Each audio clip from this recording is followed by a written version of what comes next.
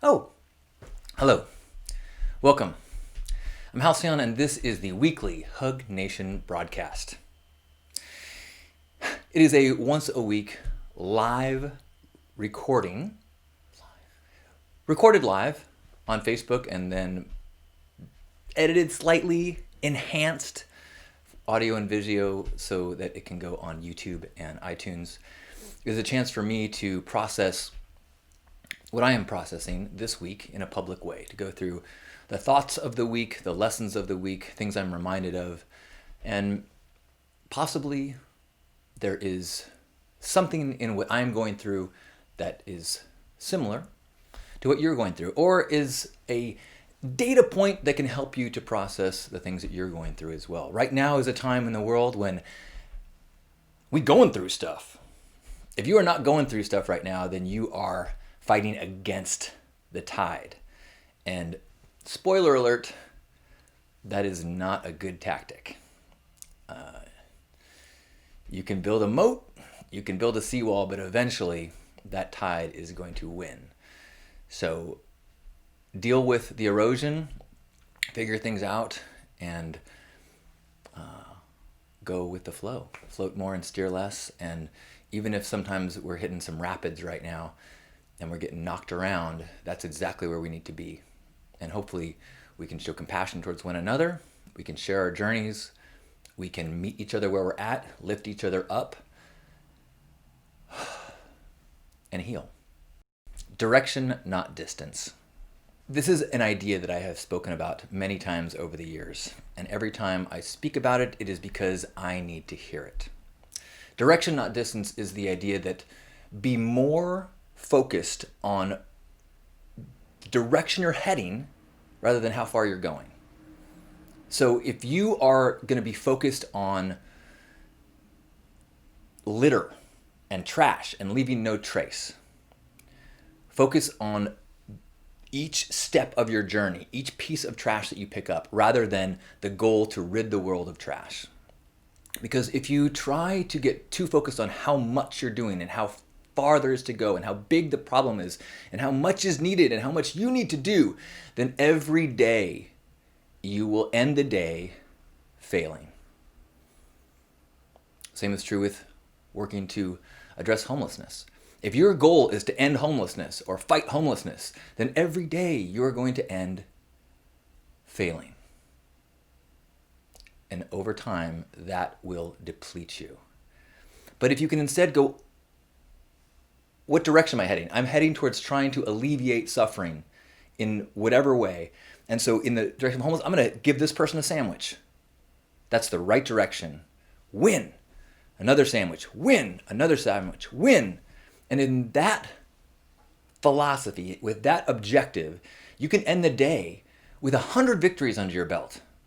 And you can get up the next day energized and ready to fight again with joy in your heart, feeling good. Instead of ending the day with, and then summoning the energy the next day to get up to do more work, knowing that at the end of the day, you will fail. And I think if you can focus on the direction, not distance, you will do big things. You will go far. It's just you will have the energy to do so. And by judging that you're not doing enough with every step, or there's too far to go with every step, you'll never finish the race. I'm thinking about this now because I have felt discouraged with the scope of what's going on in the world right now with Black Lives Matter, with white supremacy, and with racism, and recognizing the end goal feels so far from where we are.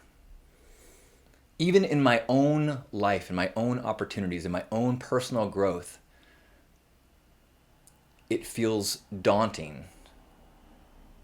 And at times, as I've received criticism, or I've heard people tell me that I'm doing it wrong, it snaps me into the direction philosophy. And I feel like I'm not doing enough? Come on. And that is an easy place to shut down. I can't just ignore the voices because there is some truth and there's some validity. But if I fall into the trap of trying to be perfect, to do as much as possible, that is a very dangerous place. Now, let me take that back. Maybe it is incredibly powerful to you. But the danger of always going, what more can I do? How much farther is there to go? How can I do 100% good and perfect and make it fixed? Is that there's always more you can do. If you are not going to sleep well at night while there is suffering in the world, you will never sleep well. And then you will wake up the next day depleted, without the energy to be your best. And you will fall into the martyr role of sacrifice, sacrifice, sacrifice, sacrifice, and then you've got nothing left to give. I was struggling with that. I've been struggling with that. This weekend I took time out and I went beach camping. And there was this pang of feeling, how dare you? How dare you have revelry and laughter and merriment? You could be doing more. And in that particular moment, yes, I could have been doing more. Instead of spending money on firewood, I could have given that money to someone in need. Instead of spending my effort hiking down to the beach, I could have spent my effort walking around and helping someone in Skid Row. But that trap of trying to use all of your energy to fight the darkness leaves you in a place where you've got nothing left to give. And I've fallen into this trap at times in my life. And I especially fall into it when someone is critical of me and I feel like I want to be a good person. I want to be doing the best I can. And of course you can always be doing more. Oh, I could be donating blood. I could be donating an organ. But you have to find the sweet spot where you can give joyfully, where you can be of service without excessive sacrifice. I think that's possible. I think there are people that disagree with me. I think there are people that feel like it's irresponsible and it's a cop-out. But I think over the long term, I know for me over the long term, I need to feel good. I am a more powerful agent of change in the world when I feel good. When I know I'm going in the right direction. When I'm not obsessed with how much farther I have to go or how much more I could do. When I trust that the long term, over time, heading in the right direction, with power behind me, with conviction, with feeling good, is going to be the lifelong, full product of good that I can produce. I hope that's not a cop-out. I will continue to check in, and I'm sure I will hear voices telling me that it's a cop-out or that I'm a fraud, and that might shut me down for a little bit, and I will try to keep getting back up, recognizing that, oh my gosh, 2 years ago I thought I was doing a good job, and now I realize there's so much more to do. But that's another part of this that I wanted to address, which is that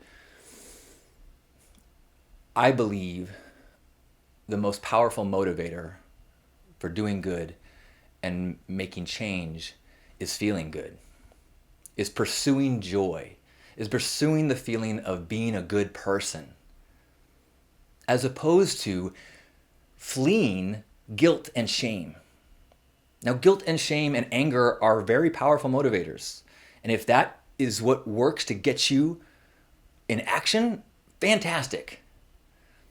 But it feels to me right now that there are a lot of people who believe that is the only way to be of service right now, is from a place of guilt and shame and anger. And there is a demand that if you are not angry, if you are not feeling guilty, if you are not feeling shame, then you're not paying attention. And I'm proposing or pondering that there is nothing wrong with looking at the darkness, recognizing the direction it needs to go, that we need to be headed, and then walking that path towards joy and light and relieving suffering, as opposed to looking at the darkness and finding a way to summon the energy to deal with it. It's a tricky balance, because you can't be so joy focused that you ignore what needs to be done. It's the situation of, are you one who is going to fight the darkness or spread light? I believe you can address the exact same problems with potentially the exact same actions, but your energy can be one of fighting darkness or spreading light. You can march with rage, or you can march with hope.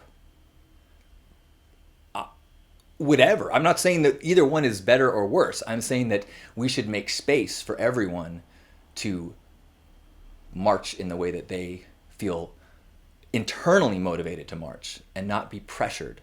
Because when you are acting in the world because of external forces, I don't believe you can have nearly the impact as if you are being driven by that internal